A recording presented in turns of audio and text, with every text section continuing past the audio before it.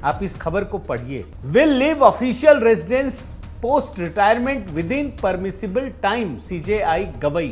अब ये हेडलाइन है दोस्तों। आप जानते हैं ना, मोदी जी जब सत्ता में आए थे तो हेडलाइन क्या थी? सरकारी अफसर ऑफिस पहुंचे, अपने दफ्तर पहुंचे, समय पर पहुंचे। दूसरे देशों के लोग सोचते थे कि यार ये कौन सी हेडलाइन है यार। सरकारी दफ्तर का कर्मचारी दफ्तर नहीं पहुंचेगा तो कहां पहुंचेगा? कहीं और पहुंच जाएगा क्या? फिर थिएटर पहुंच जाएगा? ऐसा तो है नहीं।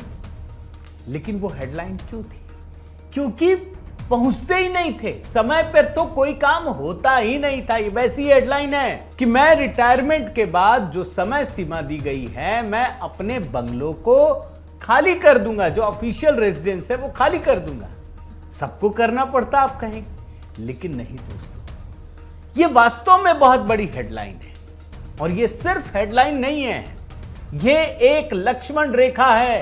इस समय के सीजेआई ने पूर्व सीजेआई पर एक बहुत बड़ा प्रश्न चिन्ह भी खड़ा कर दिया।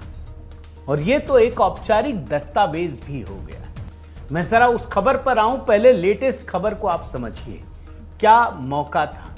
दरअसल जस्टिस सुधांशु धुलिया, उनके रिटायरमेंट पर एक कार्यक्रम था। Supreme court advocates on record association, उसी ने ऑर्गेनाइज किया था। और एक बड़ा अच्छा ट्रेडिशन है जिसमें जो सुप्रीम कोर्ट के जस्टिस होते हैं, जब रिटायर करते हैं तो उनके लिए इस तरह के कार्यक्रम का आयोजन होता है। उस कार्यक्रम में वो कह रहे थे, जानते हैं उन्होंने क्या कहा? चीफ जस्टिस गवई साहब ने उनकी तारीफ की, सुधांशु धुलिया साहब की। उन्होंने कहा कि हम न्यायपालिका में उनके योगदान को हमेशा याद रखेंगे। रिटायरमेंट के बाद वो दिल्ली में रहेंगे और वो उन जजों में से एक होंगे जो अपनी रिटायरमेंट की अगली तारीख पर तुरंत आवास खाली करेंगे। वास्तव में यह दुर्लभ है जो अपनी रिटायरमेंट की अगली तारीख पर तुरंत आवास खाली करेंगे। आप देख रहे हैं, वास्तव में यह दुर्लभ है, यह होता नहीं है। काश मैं भी ऐसा करने की स्थिति में होता। अब यहां पर एक अलग एंगल है। वो खुलकर कह रहे हैं कि रिटायरमेंट तक तो मैं खाली कर नहीं पाऊंगा। ये सीजेआई कह रहे हैं, गवई साहब जजों और वकीलों के सामने।